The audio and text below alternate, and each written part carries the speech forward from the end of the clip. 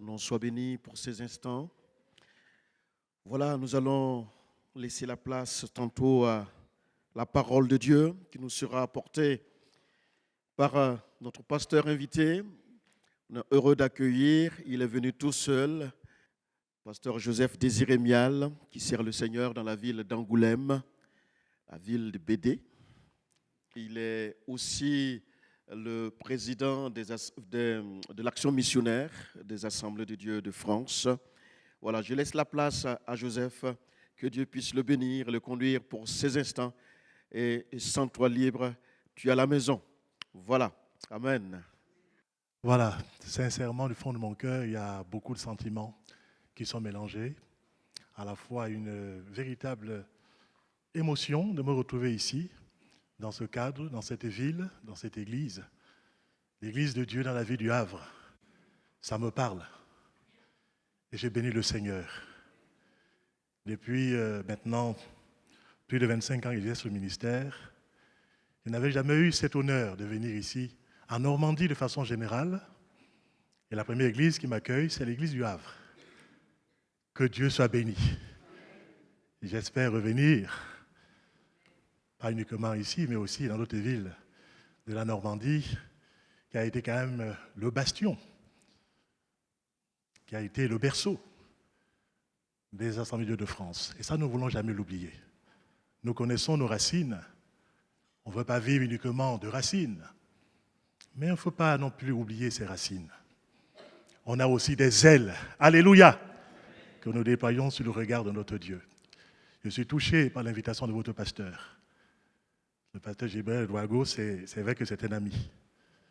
C'est un frère en Christ, un serviteur de Dieu, un ami, de longue date.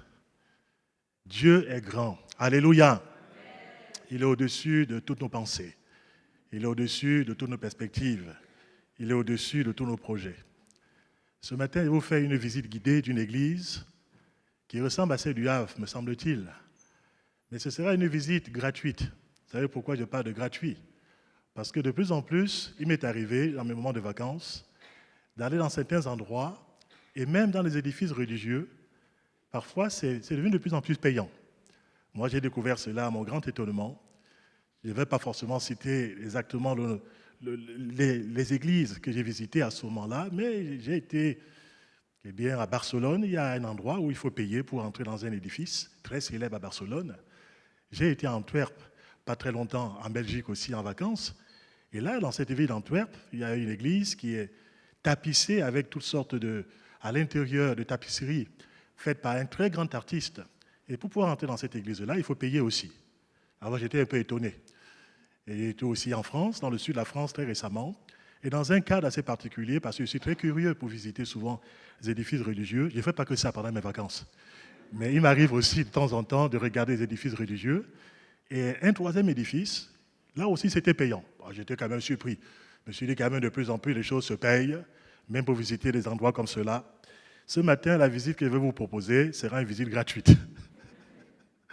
Alléluia! On va visiter ensemble, découvrir ou redécouvrir une assemblée qui pour moi est une référence pour mon ministère, une source d'inspiration par rapport à la vision que Dieu peut me donner par rapport à l'Église. Si on me demande spontanément, Pasteur Joseph, quelle est ta vision par rapport à l'Église? Que ce soit une église locale comme celle-ci, que ce soit une église de façon beaucoup plus générale. Moi, je dirais que oui, je suis inspiré par cette église qu'on va visiter ensemble ce matin. Alors, pour ne pas mettre votre suspense à son comble, on va lire ensemble dans les Actes des Apôtres, au chapitre 11, et on va lire ensemble quelques versets bibliques. Actes des Apôtres, chapitre 11. On va lire déjà un premier passage, au verset 19 jusqu'au verset 30, ce sera la première lecture. Et puis par la suite, on fait une seconde lecture dans les Actes des Apôtres, toujours au chapitre 13. Commençons par Actes chapitre 11, à partir du verset 19 jusqu'au verset 30. Il est dit ceci de cette église d'Antioche. Ceux qui avaient été dispersés par la persécution survenue à propos d'Étienne allèrent jusqu'en Phénicie, dans l'île de Chypre et à Antioche, annonçant la parole seulement aux Juifs. Il y eut cependant parmi eux quelques hommes de Chypre et de Cyrène, qui étant venus à Antioche, s'adressèrent aussi aux Grecs et leur annoncèrent la bonne nouvelle du Seigneur Jésus. La main du Seigneur était avec eux, et un grand nombre de personnes crurent et se convertirent au Seigneur. Le bruit en parvint aux oreilles des membres de l'église de Jérusalem, et ils envoyèrent Barnabas jusqu'à Antioche. Lorsqu'il fut arrivé et qu'il eut vu la grâce de Dieu, il s'en réjouit et il les exhorta tous à rester d'un cœur ferme, attaché au Seigneur, car c'était un homme de bien, plein d'Esprit Saint et de foi, et une foule assez nombreuse se joignit au Seigneur. Barnabas se rendit ensuite à Tarse pour chercher Saul, et l'ayant trouvé, il l'amena à Antioche. Pendant toute une année, ils se réunirent aux assemblées de l'Église et ils enseignaient beaucoup de personnes. Ce fut à Antioche que pour la première fois, les disciples furent appelés chrétiens. En ce temps-là, des prophètes descendirent de Jérusalem à Antioche. L'un d'eux, nommé Agabus, se leva et annonça par l'Esprit qu'il y aurait une grande famine sur toute la terre. Elle arriva en effet sous Claude. Les disciples résolurent d'envoyer, chacun selon ses moyens, un secours aux frères qui habitaient la Judée. Ils le firent parvenir aux anciens par les mains de Barnabas et de Saul. On va lire un texte complémentaire au chapitre 13 d'Actes des Apôtres à partir du verset 1er. On peut lire ceci. Donc l'Église s'est établie et maintenant il nous est dit il y avait dans l'Église d'Antioche des prophètes et des docteurs. Barnabas, Siméon appelé Niger, Lucius de Cyrène, Manahem, qui avait été élevé avec Hérode le tétrarque et Saul. Pendant qu'ils servaient le Seigneur dans le ministère et qu'ils jeûnaient, le Saint-Esprit dit, mettez-moi à part Barnabas et Saul pour l'œuvre à laquelle je les ai appelés. Alors, après avoir jeûné et prié, il leur imposait les mains et les laissait partir. Barnabas et Saul, envoyés par le Saint-Esprit, descendirent à Séleucie et de là, ils s'embarquèrent pour l'île de Chypre. Arrivés à Salamine, ils annoncèrent la parole de Dieu dans les synagogues des Juifs. Ils avaient Jean pour aide. Gloire à notre Dieu. Avec votre permission, j'aimerais de nouveau que nous puissions nous recueillir sous le regard de notre Dieu. Laissez toute la place à l'Esprit du Seigneur pour nous inspirer dans le message qu'on pourra apporter avec la grâce du Seigneur. Et que nos regards soient fixés non pas sur un homme pendant cette matinée, mais vraiment centrés sur la personne de Jésus-Christ. Alléluia. Seigneur mon Dieu, je courbe mon cœur devant ta face. Je réalise, mon Dieu, l'honneur qui est le mien d'être avant tout un enfant de Dieu, que tu as racheté, mon Dieu, par ton sang précieux. D'être, mon Dieu, devenu par ta grâce aussi serviteur de Dieu par ton appel. Et c'est une grâce que de pouvoir ouvrir les Saintes Écritures. Je veux te remercier, Seigneur, mon Dieu, pour le privilège de pouvoir l'annoncer. Tu as choisi de sauver les croyants par la folie de la prédication. Je te dis ce matin, me voici, Seigneur, pour faire ta volonté. Remplis-moi du Saint-Esprit, afin que je sois un canal de bénédiction pour cette belle assemblée du Havre. Que tu bénisses chaque frère, chaque sœur, quelles que soient les conditions, quel que soit l'arrière-plan, quelles que soient les maturités en Christ. Tu as une parole, mon Dieu, pour les uns et pour les autres. Et s'il y avait des personnes qui visitent l'Église pour la première fois, s'il y avait des personnes en recherche sur le plan spirituel, je veux te prier au nom de Jésus-Christ, afin que tu puisses toucher les cœurs à salut, que tu puisses ouvrir l'intelligence des uns et des autres, que tu débloques les situations. Tu es le Dieu qui n'est pas limité. Que ton nom soit sanctifié maintenant, que ton règne vienne dans nos cœurs et dans cette Église, et que ta volonté se fasse, et que le nom de Jésus-Christ soit pleinement glorifié, au nom de Jésus-Christ. Amen. Gloire à notre Dieu. Oui, c'est une assemblée que j'apprécie particulièrement, l'assemblée de Dieu, oui, parce que c'est l'Église de Dieu, à Antioche. Elle est placée comme une référence, me semble-t-il, dans les Actes des Apôtres, pour nous servir, vous comme moi, non seulement de miroir, nous pouvons regarder cette Église, retenir ce qui est bien dans cette Église-là. Ce sera, je pense, le cas ce matin pour chacun d'entre nous. Quelle que soit notre expérience de vie d'Église, nous sommes appelés chaque fois à pouvoir la replonger aussi dans ce que disent les Saintes Écritures. Et pour aussi servir chacun d'entre nous comme étant un encouragement de la part du Seigneur à vouloir faire la volonté de Dieu et lui être pleinement agréable. Je voudrais me limiter ce matin à 6 caractéristiques, 6 points d'observation par rapport à cette visite guidée que nous allons faire ensemble, sous la direction, me semble-t-il, de l'Esprit de Dieu, que le Saint-Esprit qui a inspiré cette parole puisse faire ressortir de ce temps de visite que nous ferons ensemble des points et des éléments centraux pour notre nourriture spirituelle en cette matinée. Ce qui me frappe, premièrement, c'est une église qui est née d'une vision de témoignage malgré des situations extrêmement dramatiques, des situations très difficiles. Et je bénis le Seigneur de ce que Dieu a implanté cette église-là dans ce cadre particulier, à cette époque particulière. Il nous a dit que des gens qui avaient été dispersés, alors qu'il y avait eu une véritable tragédie qui avait frappé les croyants de l'église de Jérusalem. Vous savez qu'avant toute chose, au départ, l'église était centrée évidemment sur Jérusalem, pour toutes sortes de raisons que nous connaissons. Mais par la grâce de Dieu, l'église a continué à grandir aussi, à toucher d'autres territoires, à toucher même la Judée de façon générale. Eh bien, l'église est allée aussi, au travers du ministère de Philippe, jusqu'en Samarie et s'est implantée là-bas aussi, où le nom de Jésus-Christ avait été prêché avec efficacité, avec des résultats vraiment spectaculaires. Il y a eu des âmes qui ont été arrachées à la puissance du diable. Il y a eu de nombreuses personnes qui sont passées de la mort à la vie, spirituellement parlant. Il y a eu des malades en grand nombre qui ont été touchés aussi et guéris. Il y a eu des gens qui ont été libérés de la puissance des ténèbres. Mais l'Église n'avait pas encore atteint son mandat jusqu'aux extrémités de la terre, pour ainsi dire. Vous savez ce que Jésus-Christ avait dit par rapport à ses disciples, avant qu'il ne fût enlevé dans la gloire. Il va leur dire ceci dans les Actes des Apôtres, chapitre 1er, vous recevez une puissance, acte 1, verset 8, le Saint-Esprit survenant sur vous, et vous serez mes témoins à Jérusalem, ça ils avaient rempli le mandat missionnaire à ce niveau-là, en Judée, c'était déjà fait, en Samarie, oui, c'était fait aussi déjà, à ce moment de l'histoire de l'Église, mais les extrémités de la terre, et notamment le monde païen de cette époque-là, n'avaient pas encore été atteints. Et il se trouve que Dieu a changé, à cette période-là, le mal en bien. Parce que ce qui était arrivé à l'Église, c'était un véritable mal. L'Église, dès sa naissance, a été persécutée durablement. Elle a beaucoup souffert. Des croyants qui croyaient en Jésus-Christ ont été spoliés de leurs biens. Parfois, ils ont été jetés en prison. Ils ont été accusés de façon calomnieuse. Et parfois, quelques-uns ont été jusqu'à la mort. Ça a été le cas par rapport à Étienne.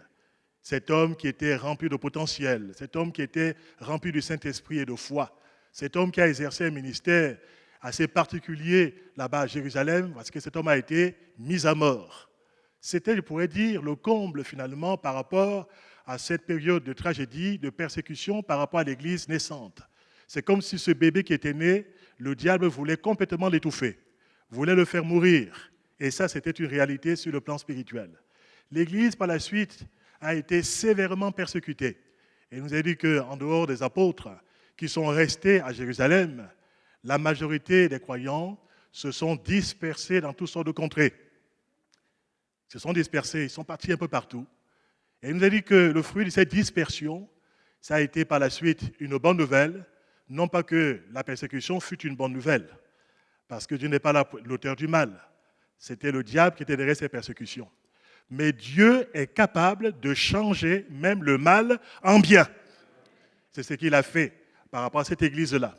Alors qu'il y avait une souffrance qui était là, eh bien les gens, ils auraient pu, dans ce traumatisme qu'ils avaient vécu, non seulement individuellement pour beaucoup, mais aussi collectivement en tant qu'entité sur le plan spirituel, ils auraient pu finalement passer des jours et des mois à traîner leur misère, à ne parler que de leur souffrance, à ne parler que des misères qu'ils avaient vécues à Jérusalem, à colporter toutes sortes de mauvaises nouvelles, et ce n'était pas le cas en ce qui les concerne. Quand ils ont été dispersés, ils sont partis de lieu en lieu. Et on va voir qu'ils sont arrivés jusqu'à Antioche. Ils sont arrivés là-bas porteurs de la bonne nouvelle. Au-delà de leurs tragédies personnelles, au-delà de leurs frustrations personnelles, au-delà de leurs incompréhensions, au-delà des choses qui auraient pu les amener à être muselés, ou alors finalement à se dire ce n'est pas la peine de continuer à parler de ce Jésus, puisque l'on souffre et que l'on peut mourir à cause de son nom. Mais je pourrais même dire que la souffrance des uns et des autres a décuplé le désir de ces hommes et de ces femmes remplis du Saint-Esprit, plus que jamais, pendant qu'il était encore temps, de faire connaître le nom de Jésus-Christ. le seul nom, ils en étaient persuadés, donné aux hommes par lequel nous devons être sauvés.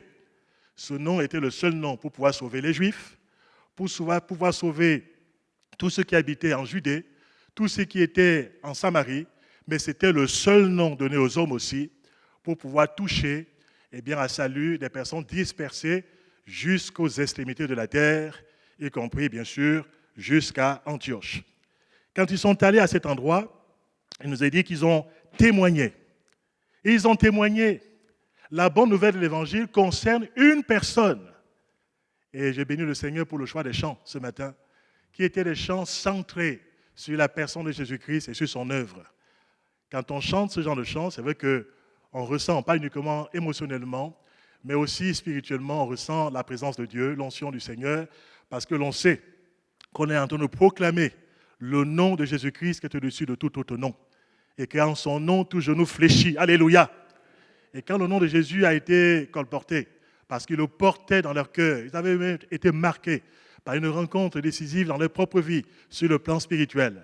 Et quand ils sont partis là-bas dans ces territoires païens, dans ces territoires enténébrés, dans ces territoires d'idolâtrie, où les gens faisaient n'importe quoi, ne connaissaient pas la différence entre ce qui était bien et ce qui était mal. Mais ils sont partis porteurs d'un message centré sur une personne, la personne de Jésus-Christ. Son ministère aussi qu'il avait accompli de façon unique et incomparable, là-bas, dans le territoire d'Israël, avec des conséquences qui n'étaient pas limitées uniquement au peuple juif, mais qui avaient une portée universelle, une portée mondiale. On sait que Jésus-Christ est le seul médiateur entre Dieu et les hommes. Mais il fallait que les gens de là-bas aussi entendent parler de cela. Il fallait que l'évangile fût transporté dans ces endroits, même si c'était au travers d'une période critique, une période difficile. Ils annoncèrent la bonne nouvelle du Seigneur Jésus. Et il nous a dit qu'une grande grâce reposait sur ces évangélisateurs anonymes, sur tous ces témoins du Seigneur. La main de Dieu sera toujours sur la vie de quelqu'un, sur la vie d'une assemblée, sur la vie des mouvements, qui aura à cœur de mettre Jésus-Christ au centre, qui aura à cœur de parler de Jésus-Christ pendant qu'il a encore temps. Dans la nuit de ce monde, il n'y a que ce nom-là qui est capable d'éclairer des gens. Il n'y a que ce nom-là qui est capable de libérer des personnes. Il n'y a que ce nom-là qui peut faire sortir les gens des prisons à la liberté glorieuse des enfants de Dieu.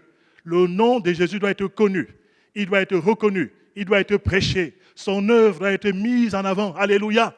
Parce que sur le bois de la croix, Jésus-Christ a vaincu le diable. Amen. Il a vaincu le péché. Amen. Il a même vaincu la mort. Il a vaincu le monde. Que son nom soit béni. Alléluia. Et quand ils sont partis dans cet endroit, ils n'avaient pas un autre message. Ils ne parlaient pas d'eux-mêmes. Ils ne parlaient pas de leurs situations personnelles. Ils avaient un message centré sur la personne de Christ. Ils avaient une vision pour le salut des âmes. Et des gens ont été bouleversés en entendant ce beau message dans cette ville qui était une ville cosmopolite. Je bénis le Seigneur pour le ministère de ces hommes anonymes. De grands noms ne nous sont pas cités. Parmi tous ces hommes qui ont été ceux qui ont ouvert cette assemblée là-bas à Antioche, c'était monsieur et madame tout le monde. Monsieur et madame qui avaient été persécutés, qui avaient été dispersés. Mais ils étaient porteurs d'une bonne nouvelle. Mes frères et mes sœurs, il n'y a pas que les évangélistes qui peuvent apporter le bon message de Jésus-Christ. Il n'y a pas que les ministères dons qui sont appelés à colporter ces glorieux messages qui nous a été confiés. Nous sommes tous, en tant qu'enfants de Dieu, en tant que disciples du Christ, en tant qu'hommes et femmes remplis du Saint-Esprit, porteurs de ce mandat missionnaire. Alléluia! Portant ce message-là aux hommes et aux femmes qui nous entourent, laissant les résultats entre les mains du Seigneur. Dieu ne demande pas de convertir les gens. On n'a pas le pouvoir de convertir qui que ce soit. Mais le Saint-Esprit se sert du message qui est apporté, se sert de l'évangile de Jésus-Christ pour convaincre les hommes de péché, de justice et de jugement, et quel que soit leur arrière-plan. Amen. Ça, on le voit dans ces circonstances assez particulières. Ils sont allés et ils ont prêché l'évangile. Ils ne se sont pas laissés arrêter. On voit que par la suite, l'église sera bâtie sur des fondations solides. Et cette église d'Antioche va bâtir des ponts spirituels au lieu d'entretenir des murs de séparation entre différentes personnes. Je vous ai parlé du caractère cosmopolite de la ville d'Antioche. Moi, j'imagine que cela est un peu le cas ici, dans cette belle ville du Havre. Il y a des personnes de différentes nationalités qui se retrouvent ici. Et je bénis le Seigneur de ce que quand je regarde l'église n'est pas monocolore. Je bénis le Seigneur de ce qu'il y a des gens venant de partout.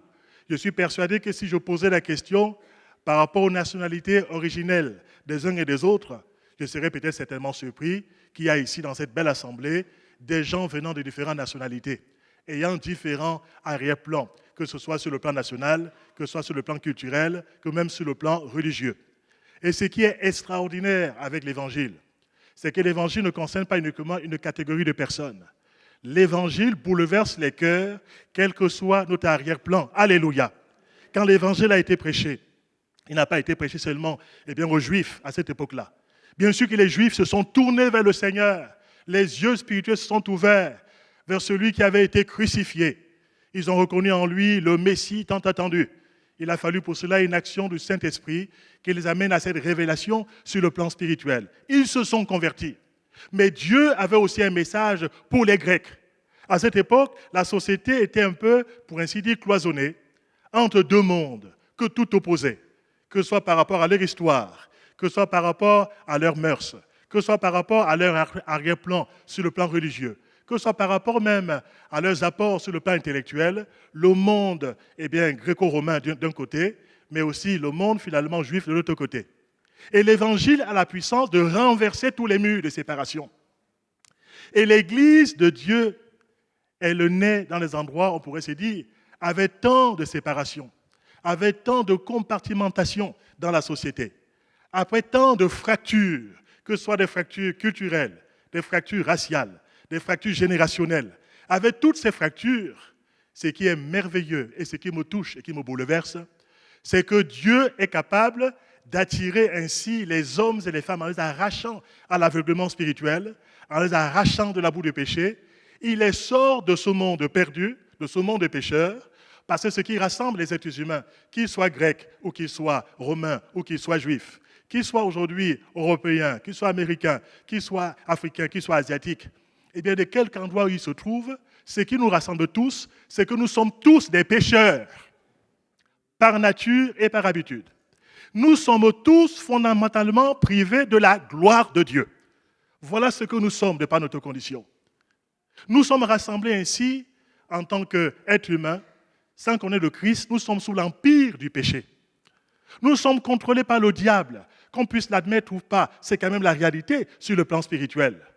Mais je bénis le Seigneur de ce que l'Évangile, quand il retentit dans un cœur, il rassemble. Alléluia!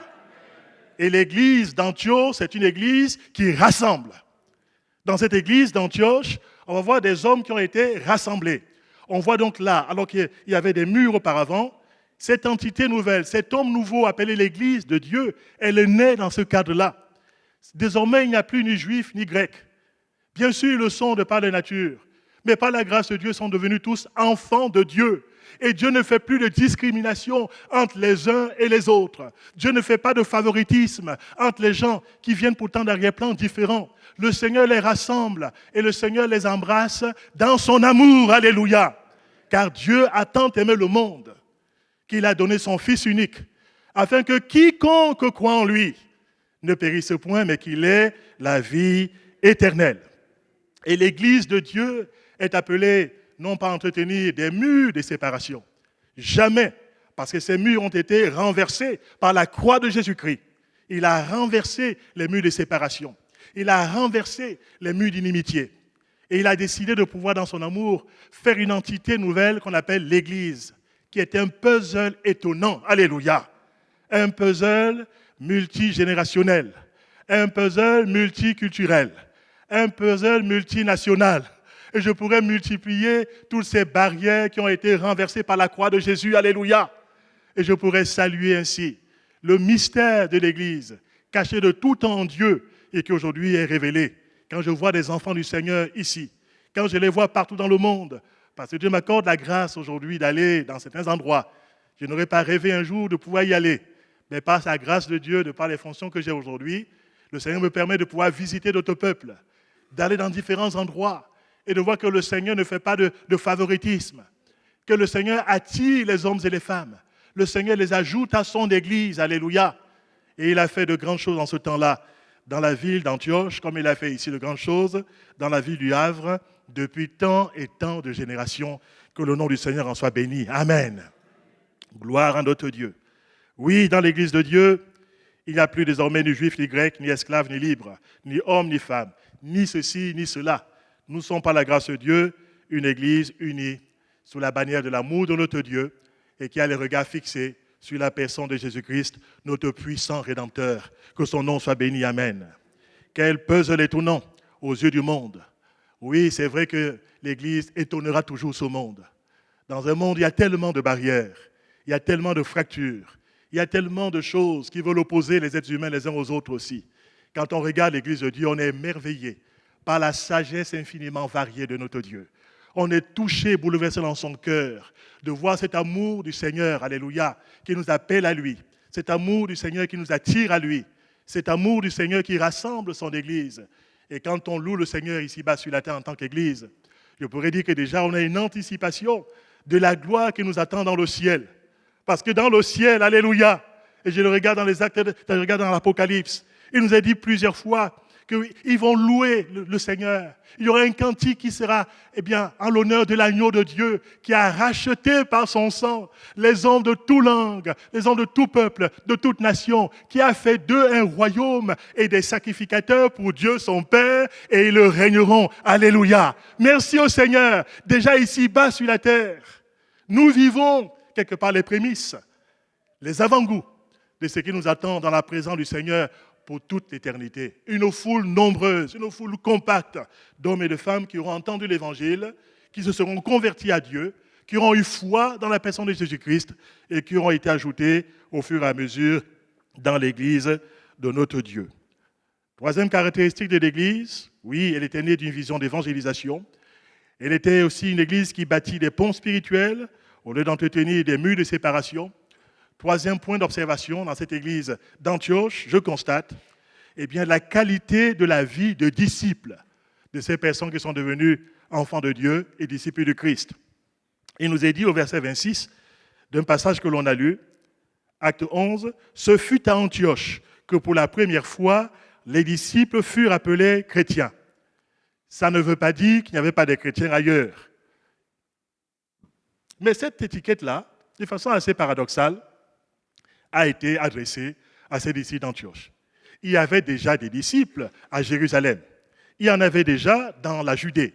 Il y en avait même dans la Samarie. Mais il y avait quelque chose de particulier.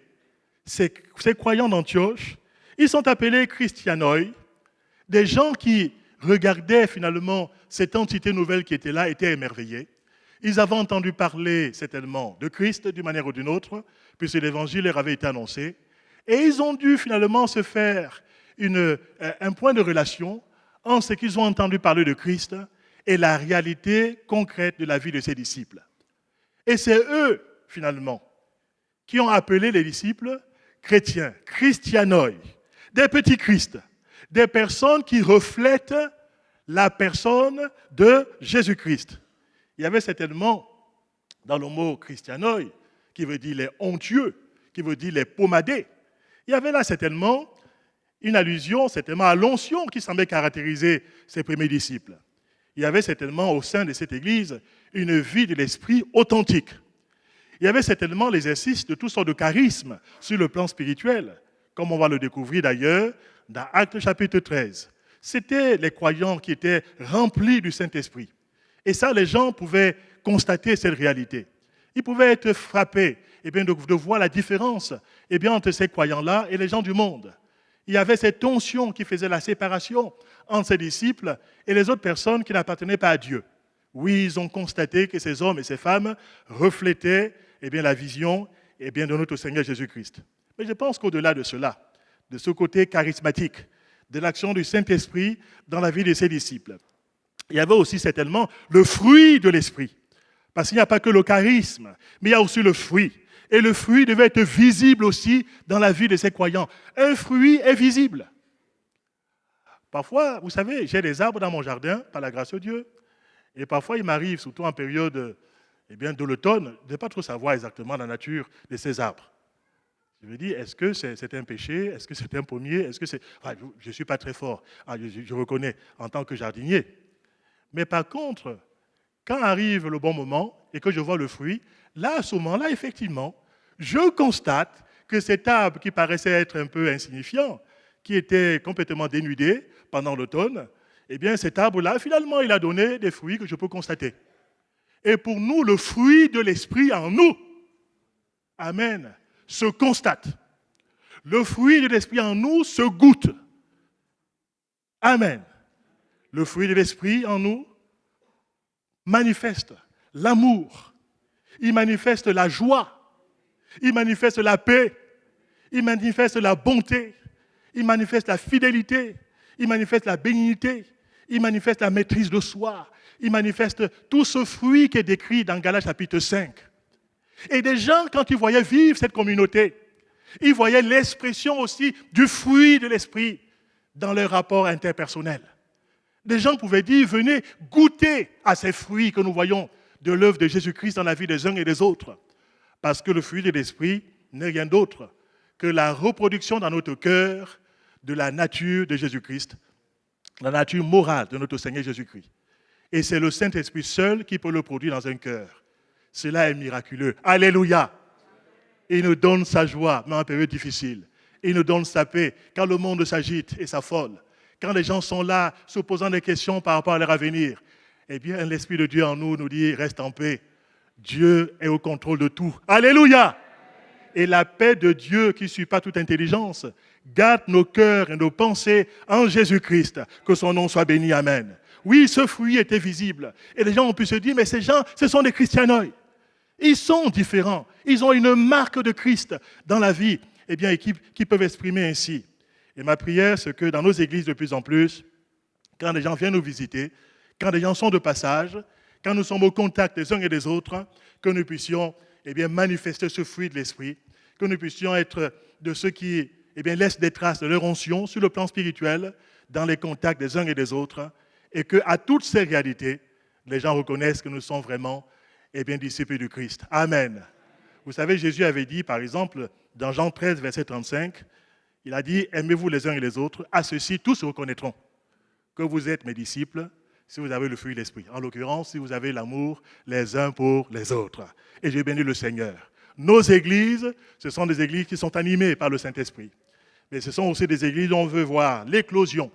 On veut voir eh bien, la manifestation de plus en plus du fruit de l'esprit, cela pour la louange et la gloire du nom de notre Seigneur. Quatrième caractéristique, il va aller vite. Je ne sais pas s'il y a 3 heures de prédication ce matin. Amen. Je veux me venger. Je n'étais jamais venu en Normandie, donc je veux profiter ce matin. Non. Je vais prendre un peu de temps. On aura l'après-midi pour digérer. Amen. Je bénis Dieu parce que pour moi, vraiment, j'ai beaucoup de joie à porter la parole de Dieu. Sincèrement, du fond de mon cœur. Et j'estime que c'est vraiment une grâce qui m'est accordée ce matin de pouvoir ouvrir les Saintes Écritures ici, dans ce lieu où vous l'entendez régulièrement aussi. De pouvoir apporter eh bien, mon petit grain aussi, ma petite semence ce matin, qui s'ajoute à tant de semences eh bien, riches et variées que vous recevez ici dans cette église locale. Quatrième caractéristique, c'était une église qui était attentive aux besoins des autres églises. Une église généreuse. Ce n'est pas une église qui est auto-centrée. Ce n'est pas une église qui ne pense qu'à ses intérêts et qui serait indifférente à ce qui peut se passer autour d'elle. C'est une église qui est concernée eh bien, par ce qui peut advenir aussi des églises alentours, des croyants qui sont à la ronde, ou même parfois des communautés dont on entend parler, qui connaissent des situations de détresse, qui sont peut-être aujourd'hui victimes, peut-être d'une catastrophe. Eh bien, à cette époque-là, par exemple, il avait été annoncé par l'Esprit qu'il y aura une famine sur toute la face de la terre. Il nous a dit qu'effectivement, la famine, elle est survenue, parce que les authentiques prophètes, quand ils disent quelque chose, ces choses s'accomplissent. La famine est survenue, et il nous a dit que les croyants d'Antioche, ils ont pris une résolution, c'est de pouvoir soutenir ceux qui étaient ainsi en difficulté. Ils ont fait parvenir les contributions matérielles pour pouvoir eh bien, suppléer aux besoins pressants des uns et des autres. Ils ont fait preuve de solidarité évangélique, tout simplement, alléluia, mus par l'Esprit de Christ qui est en eux, alléluia. Cet amour qui nous amène, non pas uniquement à avoir des paroles, non pas uniquement avoir des pensées, des bienfaisances, mais de pouvoir aussi mettre en route des actions concrètes qui manifestent ce qui est au fond de notre cœur. Et quand ils ont entendu parler de la détresse des autres croyants, ils ont eu à cœur de pouvoir mettre en place une œuvre de bienfaisance pour pouvoir contribuer aux uns aux autres aussi. Ils ont résolu d'envoyer du secours. Je pense que cette église ici, c'est une église généreuse ici au Havre. J'ai béni le Seigneur de ce que ce n'est pas une église qui est centrée sur elle-même, qui a un cœur plus que jamais de se dire, Seigneur, on va avoir le cœur de Christ. Et si on est en mesure de pouvoir secourir telle ou telle assemblée qui passe par le moment difficile, et même si on est appelé à pouvoir, pourquoi pas, prêter pour un temps quelqu'un d'utile à mon église, mais que je peux envoyer dans telle ou telle structure pour l'accompagner pendant un temps, je peux accepter généreusement que mon pasteur, j'aimerais le garder tous les dimanches dans mon église, mais j'accepte qu'il aille aussi béni de ta communauté. Alléluia! Je partage la bénédiction avec les autres, alléluia. Et en donnant aux autres, je ne m'appauvris pas, je m'enrichis. Est-ce que vous le croyez? Celui qui épargne à l'excès s'appauvrit. Et cela est valable dans tous les aspects de la vie. Mais celui qui est bienfaisant, l'âme qui est bienfaisante, est sans cesse arrosée. Arrosée de la grâce de Dieu, arrosée par l'Esprit du Seigneur, arrosée par des capacités venant de Dieu. Même aussi arrosée, même matériellement. En étant généreux, le Seigneur aussi est capable de pouvoir nos besoins, infiniment et même au-delà de ce que l'on peut imaginer, de ce que l'on peut penser. Alléluia. Deux dernières caractéristiques de cette église-là. Une église qui est portée vers la mission et le témoignage jusqu'aux extrémités de la terre. Moi, je crois sincèrement qu'une église qui prie vraiment, je ne parle pas d'une église qui fait des prières, je parle d'une église qui prie vraiment, aura forcément toujours, un jour ou l'autre, cette ouverture par rapport aux champs missionnaires qui blanchissent. Vous savez, les champs blanchissent non seulement en France.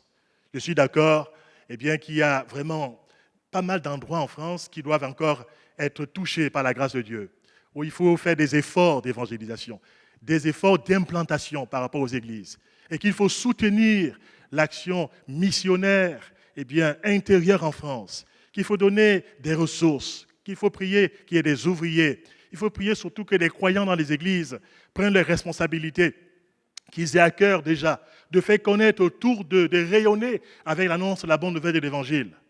Cette église d'Antioche nous laisse un exemple assez frappant. Cette église n'hésite pas à se dépouiller des ministères qui leur faisaient beaucoup de bien intérieurement. Parce que de vous à moi, quand je regarde cette église-là, je vois qu'il y avait plusieurs ministères. Il est question là, et ça symbolise un peu les choses, de prophètes et d'enseignants.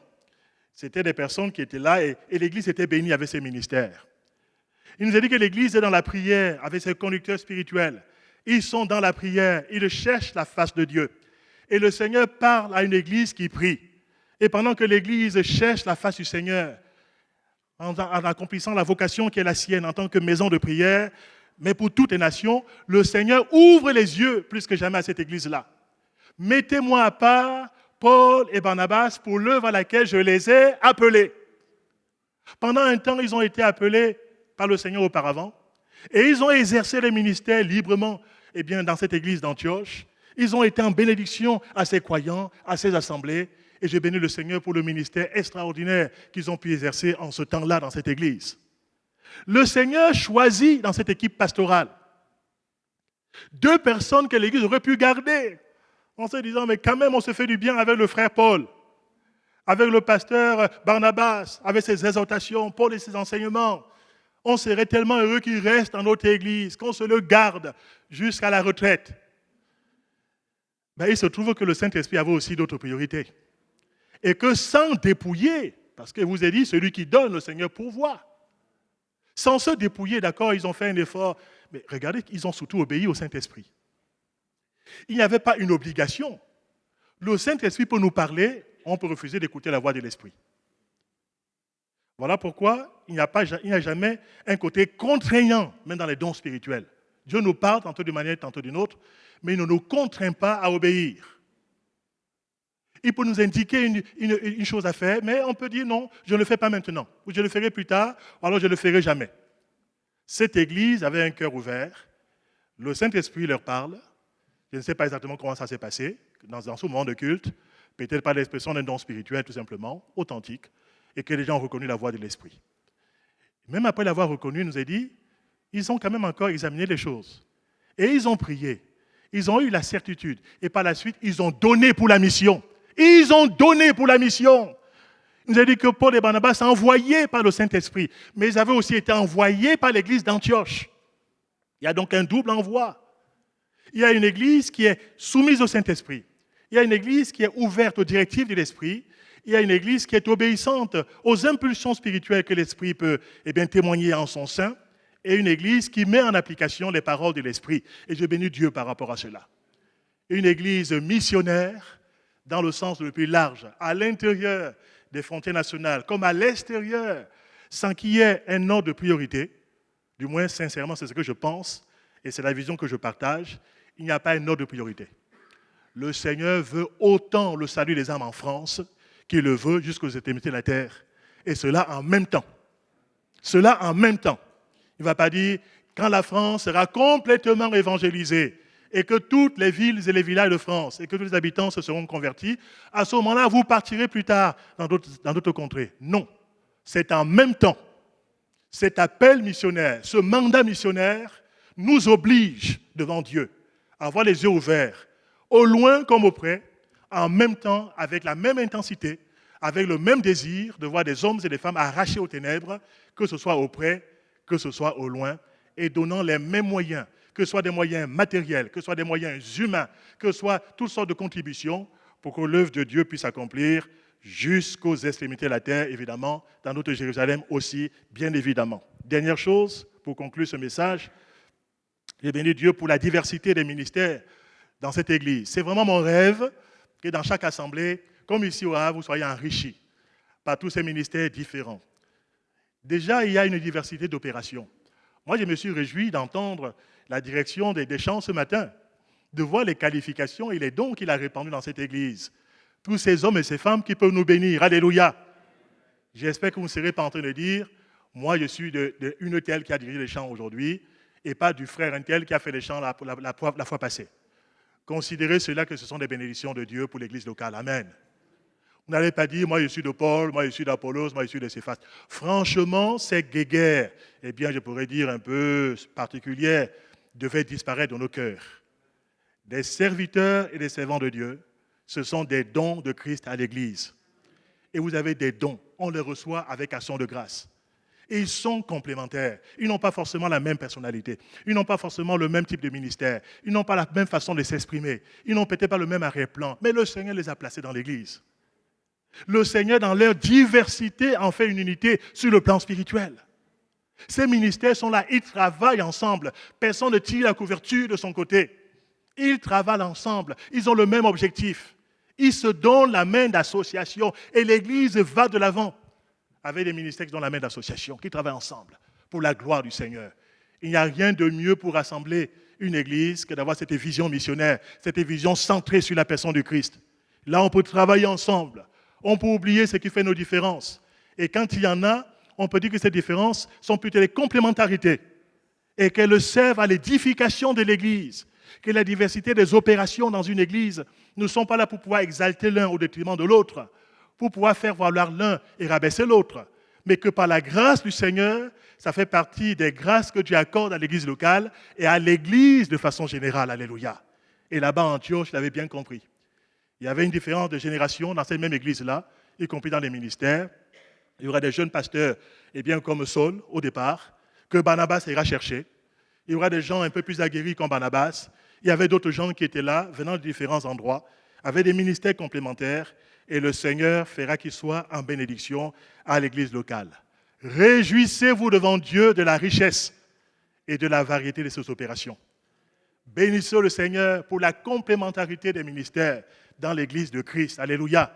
C'est la vision qu'on a appelée à entretenir. Non pas une vision à la corinthienne. Moi, je suis de Paul, moi, je suis d'Apollos, moi, je suis de Céphas, et moi, je suis de Christ. Ces choses doivent disparaître des communautés, doivent disparaître des églises, doivent disparaître de la vision des mouvements, comme les assemblées de Dieu. Ces choses doivent s'en aller complètement.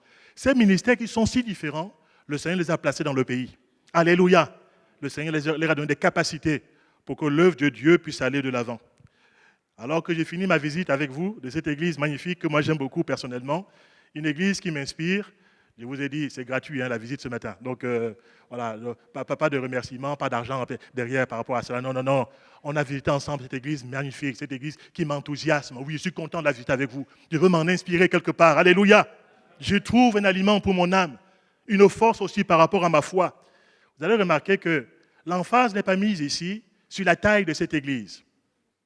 Elle n'est pas mise sur le nombre des disciples de cette église. On n'en sait rien. C'était combien? Mais de vous à moi. Je vous fais une colle ce matin. Ils étaient des milliers, ils étaient des centaines, ils étaient combien de dizaines? On n'en sait rien. On a dit qu'il y avait des gens nombreux qui sont ajoutés. On ne sait pas le nombre, finalement. Le bâtiment, il était comment? Était-il en tôle? Était-il en mur? Était-il avec du ciment? Franchement, j'en sais rien. L'éclairage dans cette église-là, y avait-il des lumières tamisées? Y avait-il des lumières qui étaient là comme ça, agressives ou pas? J'en sais rien. Y avait-il un balcon dans cette église? Moi, j'en sais rien. Je serais bien curieux de savoir le projet architectural de cette assemblée. Mais j'ai l'impression que bien des choses comme ça nous sont mises sous silence. Le pasteur mettait-il une cravate ou ne la mettait-il pas? Vaste question, vaste sujet. Comment les femmes étaient-elles habillées à cette époque-là? Était-elle à gauche? Était-elle à droite? Était-elle mélangée avec les autres? Franchement, tous ces détails qui excitent la curiosité, cette église était-elle très riche matériellement? Moi, j'en sais rien, moi. L'Écriture n'en parle pas. Mais par contre, quand on visite, comme on l'a fait ce matin, cette église, quelle richesse et quel encouragement, alléluia. Parfois, nous regardons à ce qui frappe les regards. Parfois, nous évaluons les églises et parfois les ministères en fonction des critères très humains. Je ne dis pas que Dieu est contre ces choses et que ces choses sont inutiles. Mais parfois, on met le curseur et l'emphase, et bien sûr des choses sur lesquelles le Saint-Esprit ne met pas de curseur et d'emphase.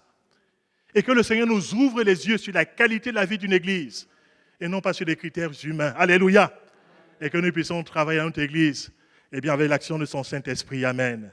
Une église éveillée à Christ et à ses intérêts, une église qui ne semble pas avoir connu un déclin spirituel tout au long de son histoire. Et je remercie le Seigneur par rapport à cela. Une église en croissance quantitative, en croissance qualitative, où repose finalement une grande grâce de Dieu. Plaise au Seigneur que toutes nos églises en France soient comme ça. C'est ma prière. Plaise au Seigneur que nous puissions apporter notre contribution. Parce que l'église, finalement, c'est vous. L'église, c'est moi. L'église, c'est nous ensemble. Avec Christ au centre, Christ l'inspirateur, Christ à la tête. L'Esprit de Dieu comme étant celui qui l'a conduit. Alléluia. Et la parole du Seigneur comme étant celle qui est une boussole pour nos pieds. Alléluia. Une lampe sur notre sentier. Que Dieu nous aide, bien-aimés. Je vous ai apporté ces choses avec mon cœur, avec simplicité. Et moi, avec la grâce du Seigneur, eh bien, j'espère que ces visites guidées, ces visites ensemble, nous aura, eh bien, quelque part interpellés, nous aura touchés, et que nous aurons à cœur de pouvoir aussi contribuer, là où le Seigneur nous a placés, au rayonnement de l'Église de Dieu, cela pour la louange et la gloire de Jésus-Christ.